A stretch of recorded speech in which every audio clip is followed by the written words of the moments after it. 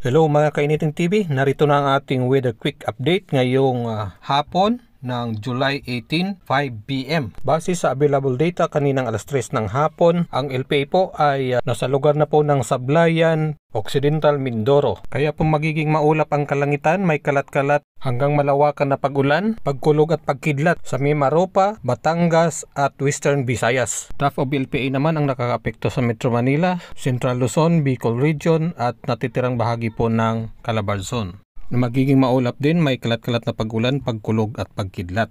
Hanging habagat naman ang nakakaapekto sa Mindanao at natitirang bahagi po ng Visayas na may kalat-kalat na pag-ulan, pagkulog at pagkidlat. Samantala, localized thunderstorms naman ang nakakaapekto sa natitirang bahagi ng Luzon. Base po sa ating weather satellite animation, ang LPA po ay lumalayo na po sa Lubang Island. At may bugso pa ng thunderstorm na nanggaling sa Quezon, Marinduque, papunta po ng Mindoro,